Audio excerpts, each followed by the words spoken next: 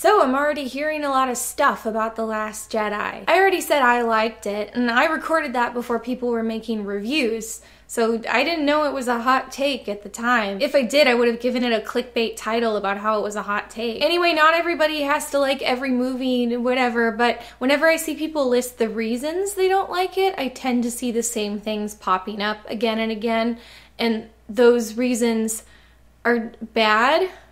So I made a list. Number 10, Snoke didn't end up being anything. I don't know, Snoke was like a clever misdirection. We were supposed to think he was our big generic villain guy, and then he was dispatched so a crazed loose cannon could step in. And that's more exciting to me. Snoke was lame. Or should I say, LeMay. Like in Game of Thrones with the Red Wedding, I thought the whole reason everybody thought that was clever is that it showed that a character you thought was invincible because of established tropes they fulfilled could actually just be unceremoniously killed off. The character who would normally be the friendly, sexy, conquering king, it just gets horrifically killed in like a weirdly brutal way. And the baby too. And that's a clever subversion of expectations. Like, I saw people sad about the Red Wedding or shocked, but I didn't see anybody like, this sucks, they totally didn't fulfill his character. I also never understood people's compulsion for Snoke to like be something. I mean, for the duration of the original trilogy, the Emperor was just an evil guy in a robe, and that didn't seem to bother anyone because Darth Vader was the villain with the actual nuance and personality, just like Kylo Ren is that for this trilogy. The Emperor was just a two-dimensional obstacle to be defeated, and taking out that obstacle in the second movie with a whole movie left to go just kind of means that the third movie in the trilogy is less able to stick to a predictable formula, which I think is a good thing. I feel like the people who were so mad that Snoke died wouldn't have even been mad if first he had been like, I was once known by another name, Darth Plagueis the Wise. Even though that wouldn't inform us of anything new of his personality or change his role in the story in any way. Number 9, I can't believe Kylo Ren is the villain now. He's not even a good villain because I hate him. He's just a whiny baby and he's not even scary. I think people who hate Kylo Ren as a villain have a particular need to feel vicariously empowered by seeing a big strong villain who can hit people really hard and is good at everything. Remember when I said if people don't like The Last Jedi, ask them if they liked Rogue One? Okay, I'm not going to go too deep into my fandom psychology seminar, but let's play another quick game. If people say they hate Kylo Ren as a villain because he's whiny and unthreatening, ask them if they love the character Negan from The Walking Dead. I'm trying to think of all the blockbuster movies I've enjoyed and trying to remember which ones had a villain that I was genuinely afraid of in real life.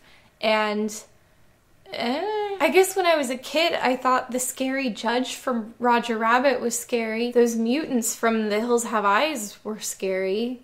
That's not a good movie. With villains, as with any character, I think what makes them good is if they have an interesting personality. Kylo Ren is extremely emotional and unstable, which makes him unpredictable. And to me, that makes him a good villain. And you want to see him reformed, or I do. To me, the fact that he's a former good guy and he has a mom that loves him and he has a weird hand-holding connection with Rey, and he cries a lot, and he might turn good again. That doesn't make me go, this sucks, we don't have a real villain. He's extremely strong in the Force. Remember when he stopped that blaster bolt with his mind powers? And like, he's low-key crazy.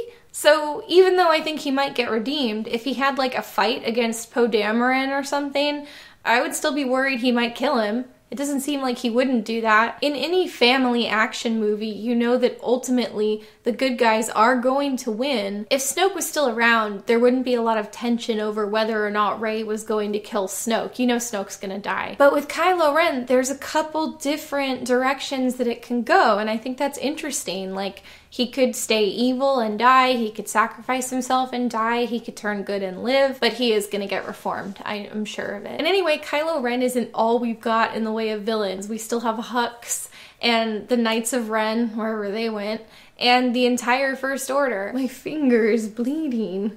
I'm gonna go get a Band-Aid. Shark Week Band-Aids because sharks like blood.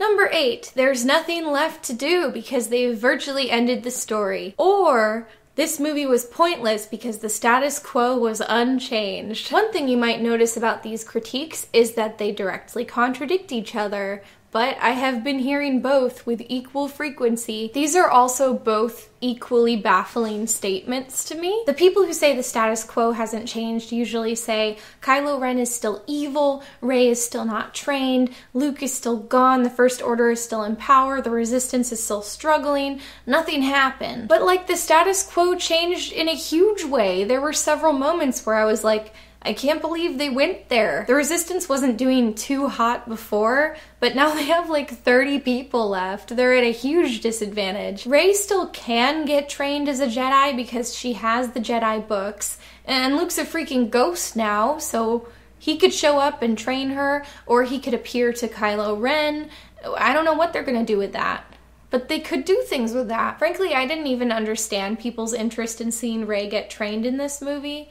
I thought her status as like a scrappy underdog who knows how to hit people good with a stick but doesn't have any formal training is kind of what made her a good foil to Kylo Ren. Because he's basically a mean Jedi prep school kid who's technically a prince and now literally an emperor. And speaking of which, Kylo Ren is in charge of the First Order now. That's a huge status quo change. Did he even want that? I don't think so, based on his offer to Rey. He has even less of a clear motivation than Snoke did. Like, his motivation seems to just literally be make people respect him. And that's why he's so fun. And now Hux has to work for him and he's miserable. And Kylo Ren's miserable. He's in charge of this army that he didn't want, surrounded by people who hate him and want him dead. The villains are just a lot of really unhappy people just crying and blowing up planets for no reason.